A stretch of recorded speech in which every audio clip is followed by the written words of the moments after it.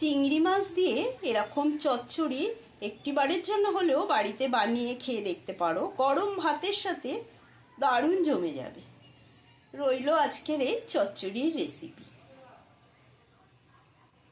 নমস্কার বন্ধুরা, happy with Gopa kitchen cooking এ জানাই তোমাদের সকলকে স্বাগত।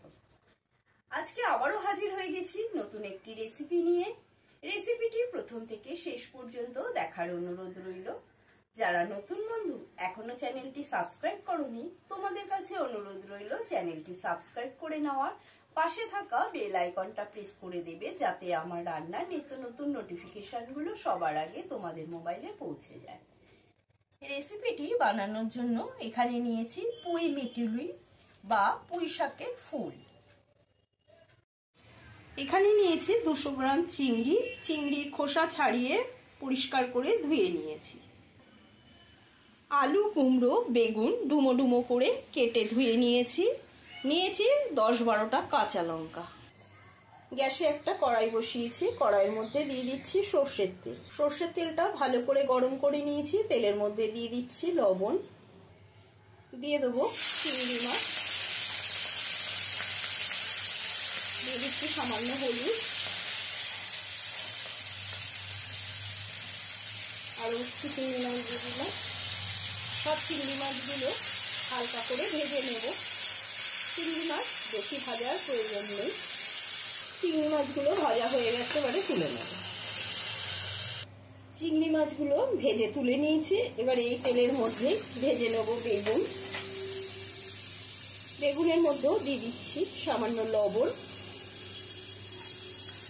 বেগুনগুলো ভেজে তুলে নেওয়ার পরে এবারে এই তেলের মধ্যে ফোড়ন দিয়ে দিচ্ছি কালো জিরে আর শুকনো লঙ্কা। কালো জিরে, শুকনো লঙ্কা ফোড়নটা ভালো করে একটু নেড়ে চেড়ে নেব। ফোড়নের থেকে যখন সুন্দর গন্ধ বেরোবে তখনই এর মধ্যে দিয়ে দেব আলু আর কুমড়ো। আলু কুমড়ো দিয়ে এর উপর দিয়ে দিচ্ছি লবণ। আলু কুমড়োটাও একটু এর মধ্যে ভেজে নেব।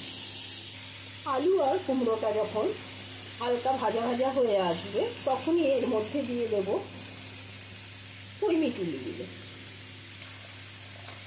পুঁই মিটুলিটা ভালো করে ধুয়ে নিয়েছি, ধুয়ে জলটা ঝরিয়ে নিয়েছি। পুঁই মিটুলিটা দিয়ে হালকা করে একটু নেড়ে নেব।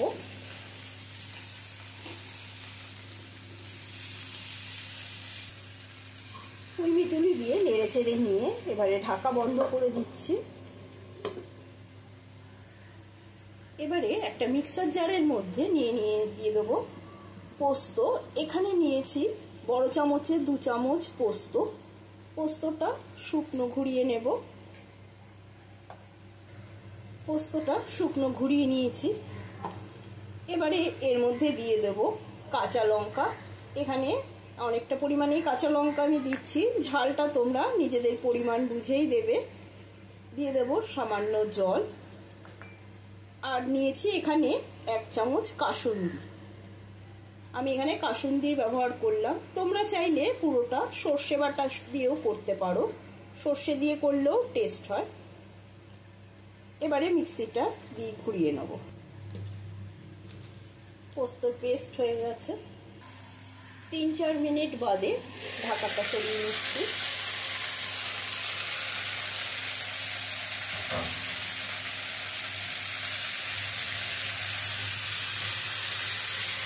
সামান্য নেড়ে চেড়ে নিয়ে এবারে এর উপর দিয়ে দেব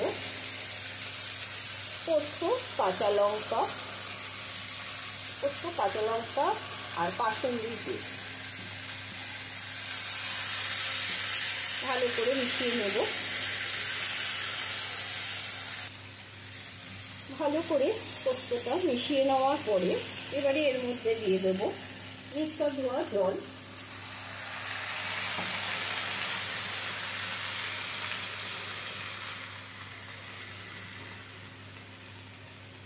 দিয়ে দিচ্ছি 1/2 চামচ হলুদ গুঁড়ো। দিয়ে দেবো স্বাদ অনুসারে লবণ। যেহেতু আগে ভাজার সময় লবণ দিয়েছি, সবজি ভাজার সময়, সেই জন্য লবণের পরিমাণটা এখন কম দিলাম। ভালো করে একটু কষিয়ে নিতে হবে। গ্যাসের স্টিমটা লো টু মিডিয়ামে রেখেছি।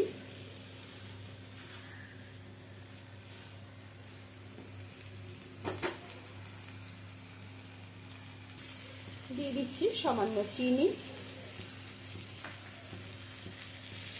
সবকিছু দিয়ে ভালো করে মিশিয়ে নেড়ে চেড়ে নিয়ে এবারে এর মধ্যে দিয়ে দেবো জল।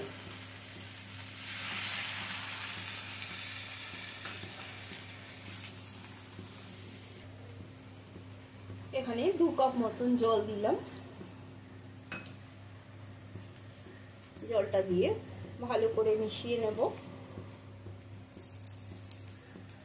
নেড়ে চেড়ে নিয়ে 5 মিনিটের জন্য ঢাকাটা বন্ধ করে দিলাম। গ্যাসের স্টিমটা লো টু মিডিয়ামে রেখে মিনিট 5 বাদে ঢাকাটা সরিয়ে নিচ্ছি। এবারে এর উপর দিয়ে দিচ্ছি ভেজে রাখা বেগুনগুলো। বেগুনগুলো আগে যদি দিয়ে দিই তবে বেগুনগুলো সব একেবারে ভেঙে যাবে, খুঁজে পাওয়া যাবে না আর বেগুন। এবারে দিয়ে দিচ্ছি ভেজে রাখা চিংড়ি মাছগুলো। সমস্ত কিছু দিয়ে ভালো করে মিশিয়ে নেব।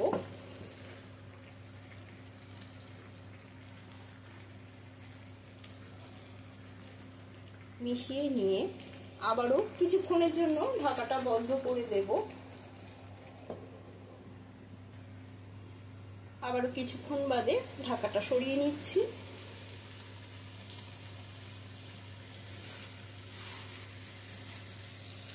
এরকম যদি পোস্ত দিয়ে বানিয়ে নাও পুঁই মিটুলি দারুণ টেস্ট হয় খেতে। গরম ভাতের সাথে দারুণ জমে যাবে। এবারে এর ওপর দিয়ে দেব কাঁচা সর্ষের তেল। যেহেতু পোস্ত দিয়েছি, একটু কাঁচা সর্ষের তেল দিলে পোস্তর স্বাদ আরো দ্বিগুণ বেড়ে যায়। আজকের মতো পুঁই মিটুলি চিংড়ি মাছ দিয়ে চচ্চড়ি রেসিপিটি কমপ্লিট।